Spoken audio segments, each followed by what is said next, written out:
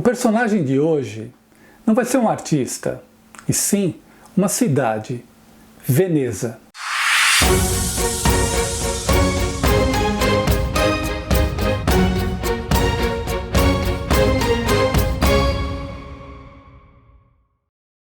Olá, meu nome é Mário Galindo, bem-vindo a mais esse vídeo.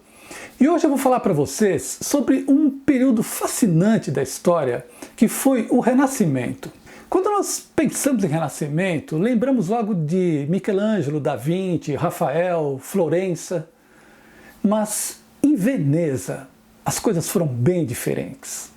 E a gente vai ver por quê. Mas antes disso, vamos ver primeiro o que foi o Renascimento. O Renascimento, como o próprio nome diz, foi um movimento para dar vida novamente a um homem que estava morto na Idade Média, aprisionado nos cânones do cristianismo, coadjuvante num mundo regido pela Igreja Católica e seus dogmas, regras e doutrinas. O Renascimento é mais um ideal de construção de um novo homem do que simplesmente um movimento social, artístico ou cultural. Durante pelo menos 3 séculos, de 1300 a 1600, esse ideal foi perseguido, mas quando teve início e se de fato ainda terminou, é assunto de muita discussão entre estudiosos e historiadores.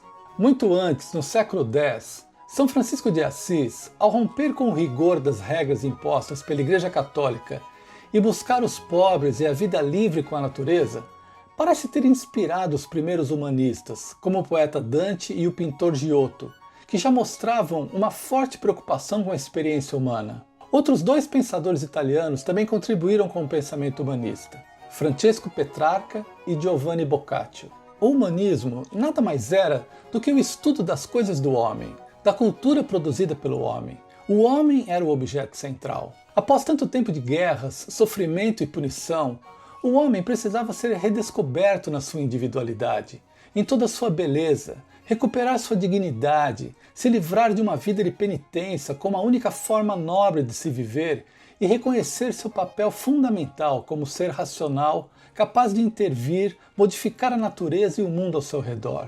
Esse novo homem não negava Deus, mas questionava a Igreja e queria compartilhar com ele o destino da humanidade e do mundo.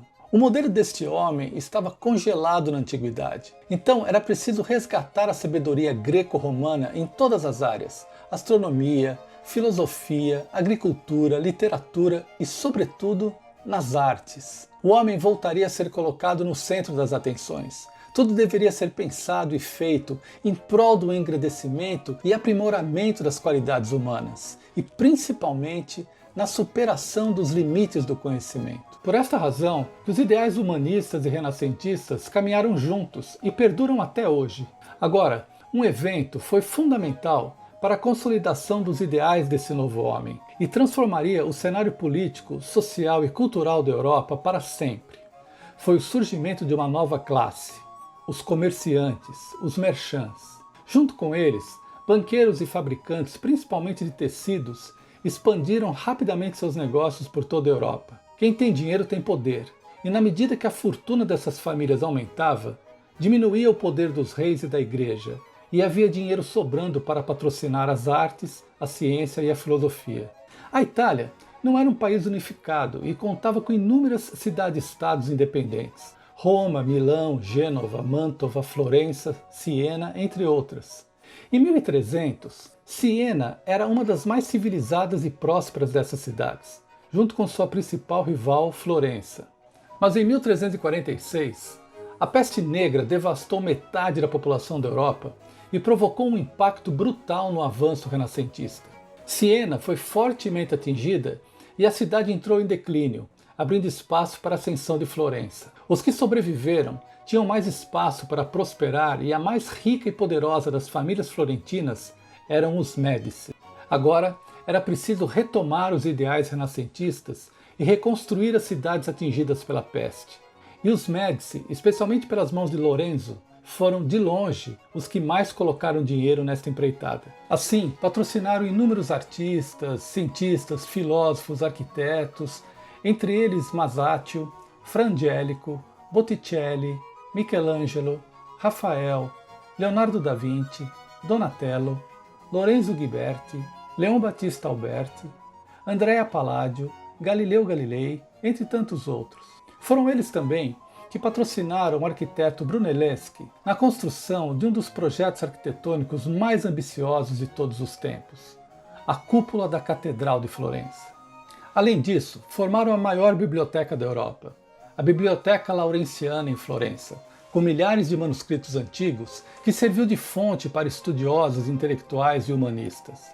Com a invenção da prensa pelo alemão Johannes Gutenberg em 1440, essas ideias se propagaram por toda a Europa. Isso fez toda a diferença porque o conhecimento estava agora disponível a um número muito maior de pessoas. Nos séculos XV e XVI, a Itália estava na liderança dessa transformação política, econômica, social e cultural da Europa. A arte renascentista não era uma simples cópia dos modelos clássicos, mas sim era inspirada nesses ideais estéticos de beleza, harmonia e perfeição, e atingiu o seu auge na Alta Renascença, no século XVI, com Leonardo da Vinci, Michelangelo e Rafael. Mas enquanto em Florença, Roma e em outras partes da Itália se fazia isso, em Veneza se fazia isso. E por que as coisas eram tão diferentes em Veneza? Porque Veneza era diferente. A começar que a cidade foi construída sobre as águas, e pela sua posição geográfica, na cabeceira do Adriático, era a porta de entrada e saída para o mundo, pelo menos para o mundo que se conhecia na época. Veneza, no século XV, era o maior porto da Europa. Por ali passavam mercadorias vindas do Oriente, da Ásia, do interior da Itália, da Inglaterra e do norte da Europa. Tapetes, metais, perfumes, especiarias, mas nas embarcações não vinham apenas artefatos. Chegavam também histórias e imagens.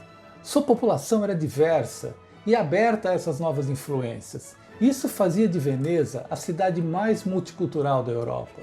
A cultura cristã bizantina, o islamismo turco e o gótico inglês e do norte da Europa, tudo entrava em Veneza.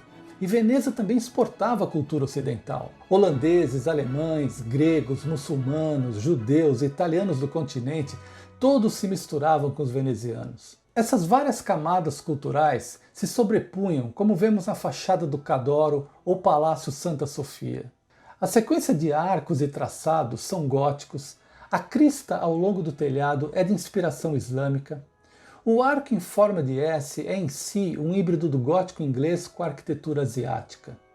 Percebam o contraste com a uniformidade arquitetônica do Palácio Médici em Florença. Outro forte contraste é visto entre a Catedral de Florença e a Basílica de São Marco. Vejam a diferença. Formada por 5 cúpulas, o design da Basílica é predominantemente bizantino, com rendas e arcos góticos e azulejos coloridos em um padrão de losango islâmico. Os mosaicos na parte superior retratam passagens da vida de Cristo e as estátuas de 4 santos guerreiros, Constantino, Demétrio, Jorge, Teodósio, terminando em São Marcos, vigiam a cidade. Acima da grande central da fachada, sob São Marcos, o leão alado, símbolo de Veneza. No centro da varanda, os famosos cavalos de bronze estão de frente para a praça. Vejam a diferença entre a multiplicidade de símbolos e elementos que faz a fachada da Basílica em si só um mosaico, com a simplicidade e economia de detalhes da Catedral de Florença, característico dos modelos clássicos. E quando entramos na Basílica, a diversidade é ainda maior. Encontramos o Pala d'Oro. O Pala d'Oro é o altar de São Marcos, considerado a expressão maior do gênio bizantino e do culto à luz, à elevação do homem para Deus. É o único exemplo intacto do mundo da arte de ourives gótico de grande porte. A Basílica de São Marco é o transmissor mais importante da influência bizantina na cultura veneziana. Outro incrível mosaico em uma das cúpulas é este: a criação do mundo e a expulsão do Éden.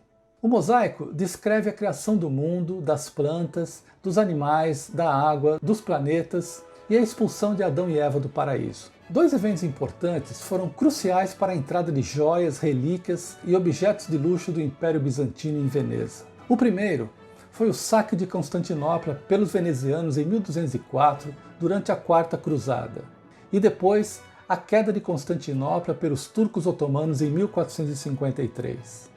Entre esses objetos, sem dúvida, o que exerceu maior influência na arte renascentista em Veneza foi o ícone bizantino. Para os bizantinos, os ícones eram objetos milagrosos considerados um meio de transmitir graça e proteção não apenas às pessoas, mas também às cidades. Na pintura da Madonna grega do pintor veneziano Giovanni Bellini, encontramos a forte influência dos ícones bizantinos. A expressão triste da Virgem traz um clima de melancolia reflexiva que evoca a espiritualidade bizantina. Os ícones eram imagens meditativas que buscavam transportar as pessoas para um outro lugar. A importância desses objetos sagrados em Veneza podem ser vistos na procissão na Piazza San Marco, de Gentili Bellini. Toda a diversidade cultural de Veneza está amplamente exposta nesta imagem, seja na Basílica de São Marcos, como vimos anteriormente, como na mistura de povos na praça. Mas o principal assunto é a intervenção divina na vida cosmopolita de Veneza. A procissão carrega uma cruz sagrada. Neste momento, um comerciante clama a Deus pela salvação do filho que está à beira da morte. E mais tarde, por um milagre, o filho sobrevive. Um outro milagre operado por um objeto sagrado é descrito por Vittorio Carpaccio em Milagre da Cruz Sagrada na Ponte Rialto. Acima à esquerda, vemos um homem sendo exorcizado e curado pela verdadeira cruz. Um artista pouco comentado, mas que talvez tenha sido o que mais tentou alcançar o efeito mágico e transcendente dos ícones em sua obra, foi Carlo Crivelli. O Cristo morto, suportado por dois anjos, é uma imagem devocional. Crivelli queria que a representação de Cristo fosse capaz de manifestar sua presença.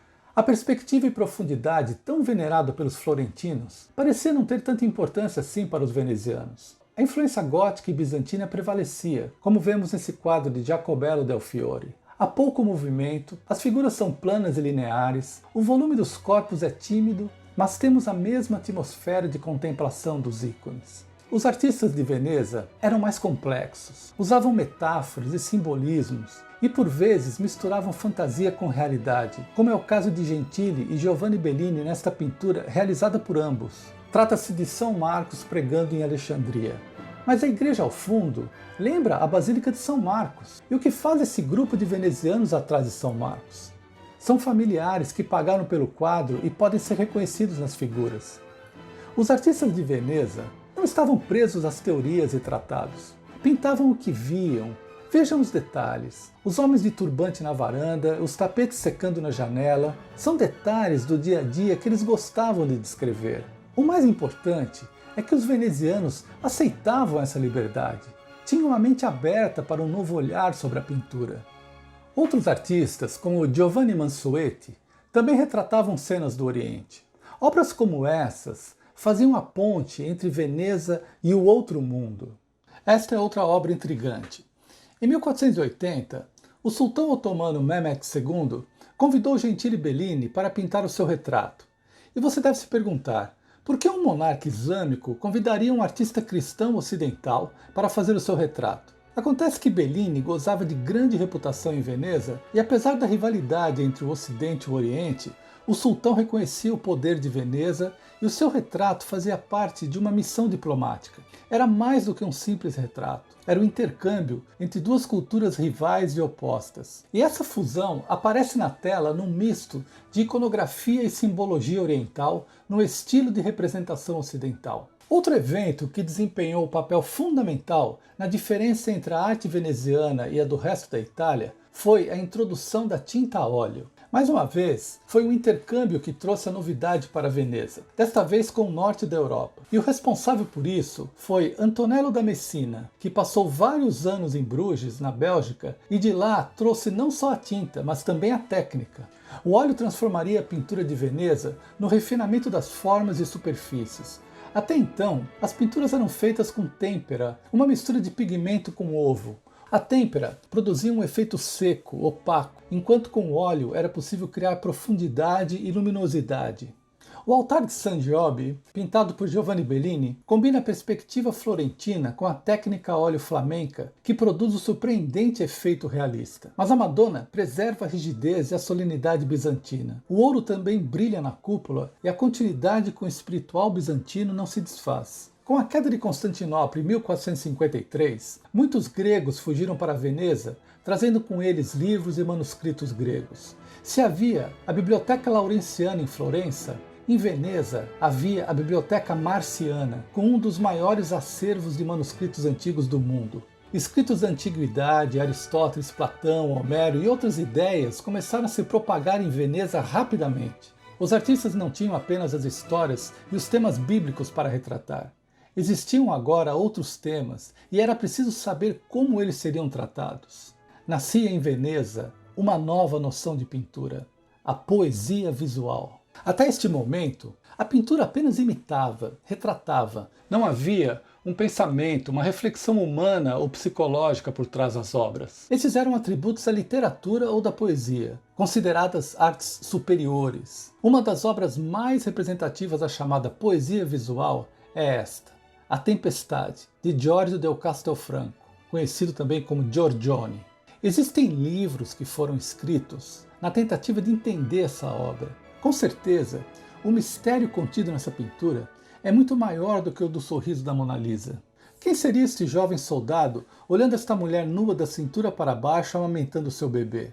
O que ele contempla? Seria essa mulher a representação da Virgem Maria ou a representação da Mãe Natureza? Tudo é um mistério. Ninguém sabe. A poesia visual estimulava a imaginação, permitia inúmeras interpretações, como por exemplo o Concerto Pastoral de Tiziano. As duas mulheres nuas ao lado de homens vestidos sugerem uma cena imoral, mas na verdade elas são imaginárias e representam a natureza. Os homens urbanos estão se reconectando com a natureza para depois voltarem à cidade. Aqui nesta outra, Tiziano expõe os dois lados do amor. A figura despida é o amor puro, a vestida representa o amor profano. Ao lado da mulher despida, ao fundo, vemos a igreja e o pastor com as ovelhas. Por isso, ela é o amor puro. E ao centro, o cupido movimentando a água de um lado para o outro, sugere que o amor transita entre o puro e o profano. Para terminar, vejam como essas madonas são mulheres comuns. Como já dissemos, os venezianos pintavam o que viam. A anatomia também não é perfeita, mas em compensação, a pele que eles faziam quase podia ser tocada. Assim podemos concluir que a diversidade cultural, a curiosidade pelo outro, pelo diferente, a introdução da tinta a óleo, a interpretação de novos temas, um olhar naturalista e a imaginação poética fez do Renascimento de Veneza único e distinto de todas as outras renascenças da Europa. No entanto, mais do que nunca, Veneza mostrou que o Renascimento foi, e talvez continue sendo, um anseio de construir um novo homem, com um pensamento livre que se modifica e se renova sempre. É isso, espero que tenham gostado. Se gostaram, deixem um like, compartilhem com os amigos, deixem seus comentários, não esqueçam de se inscrever no canal e eu vejo vocês no próximo vídeo. Tchau!